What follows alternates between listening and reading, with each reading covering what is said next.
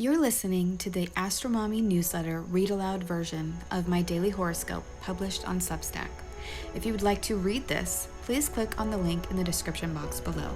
Without further ado, here is the daily horoscope.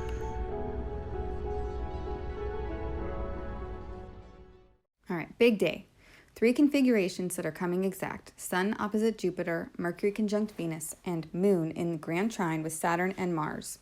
Daily horoscope for Monday, September 26, 2022. Welcome to the AstroMommy Newsletter, a daily horoscope that hopes to shine a light in the dark, helping us all see where we've been, where we are, and where we're going.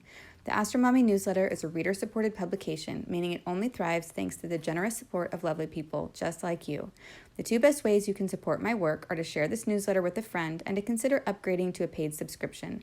Whether you're a first-time reader or a long-time subscriber, thanks for being here. I truly appreciate you being in my community. I hope you enjoyed today's horoscope and card reading. Blessings. Good morning, friends. Did you know that there are helpful links at the bottom of each newsletter? At the bottom of the newsletter, you can find links to my website where you can access the daily podcast and read reviews of my work, my booking site where you can book a reading with me, the family Etsy shop, Metaphysical Flamingo, where you can check out the items for sale, and there are also links to follow me on social media and YouTube. I also post information about the deck that I use for the card for the day at the bottom of the newsletter, so check them out. If there is a link that you would like me to add to this list, please let me know. Okay, let's get into the astrology. There are a lot of transits that are perfecting today, and we have been feeling the effects of these building over the weekend. There are 3 configurations that I want to talk about that will have an impact on the whole week ahead. The first is the Sun in Libra exactly opposite Jupiter in Aries, while also making 2 sesquiquadrates to both Uranus in Taurus and Saturn in Aquarius. This transit could make everyone feel a little restless, like there's some decision or course of action that you are wrestling with. People may feel like they are running out of time and experience FOMO, the fear of missing out on things. But with this sesquiquadrate energy on top of 6 planets retrograde, this is not the time to act on impulse. Make careful considerations, weigh your options, and strategize for the future. Sleep on it if you need to. If it's meant to be, it will happen without the need to push things through in a rushed, stressed out, or impatient sort of way. The second is Mercury and Venus conjoining in Virgo and making a trine to Pluto in Capricorn. I feel that this transit is going to be a powerful one. Mercury is the messenger god and therefore governs communication, writing, talking, mental acumen, thoughts, words, news, analysis, etc. Venus is the goddess of love, beauty, affection, fun, romance, courtship, elegance, etc. Pluto is the god of death and the underworld and brings with it transformation, birth, rebirth, and death, destruction, excavation, and intensity. Put all these archetypal influences together in a harmonious trine where barriers are removed and all lights turn green, and I think we will see, hear, and feel some powerful stuff. Not to mention that this trine to Pluto also forms a trine to the demon star Algol, the Medusa star. There could be some probing investigation that starts during this configuration. I would not be surprised if we heard about celebrities or politicians involved in sex scandals or anything that is like their skeletons being pulled out of the closet, so to speak. So, be aware that these energies are coming together and bringing about great and powerful transformations in relationships, in the world around us, and in our personal lives. And on a personal note, Mercury and Venus coming together in Virgo could be very positive. As Venus is in her fall in Virgo and Mercury is in his domicile, this is like Mercury coming to save Venus or bringing her aid of some kind. This support from Mercury props Venus up a bit and gives her a little boost of confidence as she moves through the last 4 degrees of Virgo, eventually crossing the line into her home sign of Libra on Thursday, September 29th, 2022. Remember a few days ago when I said this mutual reception arrangement was like Mercury and Venus house-sitting for each other? Well, this is like Mercury has come home, only to find that Venus's car won't start, so he gives her a jump and then she's good to go. And Venus is moving fast. She is traveling faster than the sun right now at 1 degree and 14 minutes per day. With Mercury and Venus trine Pluto and Algol, though, this makes things a little bit more intense. It's hard to have a transit to Pluto, even a beneficial one like a trine, without some sort of intensity.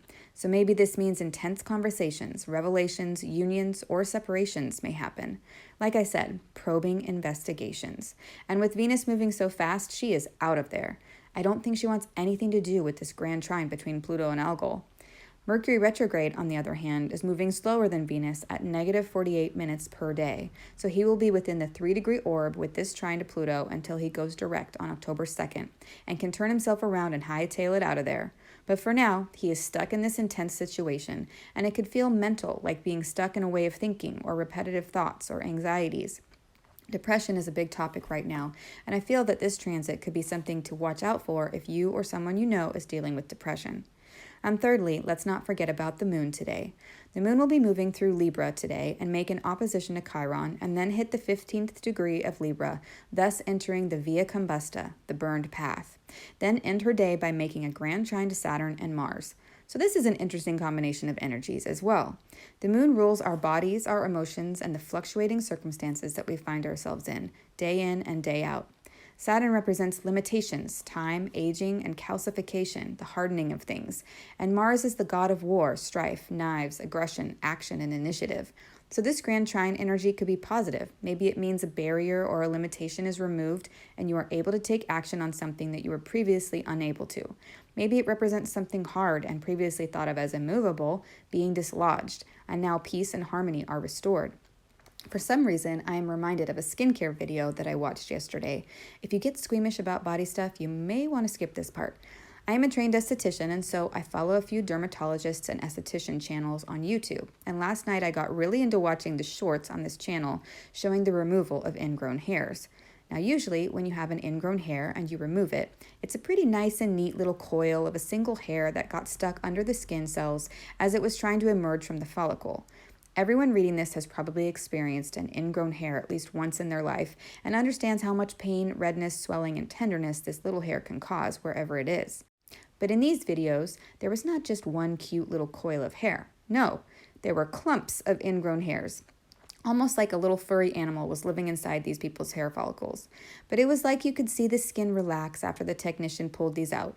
You could feel the ah moment that was probably washing over these people, creating a feeling of relief.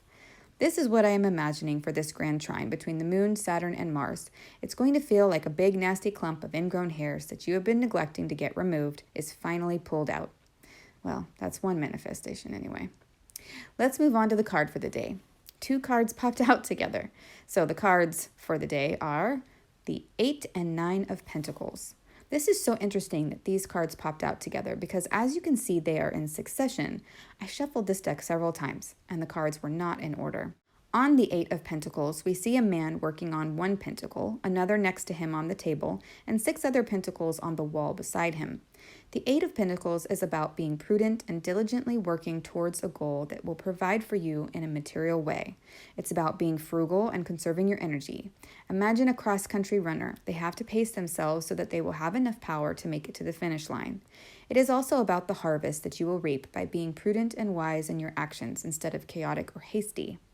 The 9 of Pentacles has a picture of a woman reaching into a bowl of grapes on the table in front of her. On her other hand, she wears a glove and holds a beautiful bird up by her shoulder. The woman is dressed in regal colors, purple, green, and red, and is wearing a pink turban with a feather and a jewel on it. She is also wearing earrings and a ring. A large gold and red necklace made up of 9 pentacles is draped across her chest. The 9 of Pentacles is about gain in all the areas of your life, be it financial, spiritual, emotional, physical, or mental. The woman on this card has everything she needs. So these 2 cards together indicate that in the following 8 to 9 units of time, days, weeks, or months, you could see the gains from your harvest, the rewards from all your hard work pay off. Let me know if this reading resonates with you in the comments. I hope this is helpful. Until tomorrow, AstroMommy. Today's horoscope was brought to you by the Sun opposite Jupiter and sesquiquadrate Saturn and Uranus, Mercury and Venus in conjunction and trine Pluto, the Moon opposite Chiron and making a grand trine with Saturn and Mars. Quick links and resources can be found at the bottom of the newsletter. Today's card was pulled from the Morgan Greer deck available on Amazon. If you purchase anything through the affiliate links that I provide in the newsletters, I will make a very small commission, but there are no additional costs to you. I don't share or recommend things that I don't 100% believe in and use myself. Thanks for listening.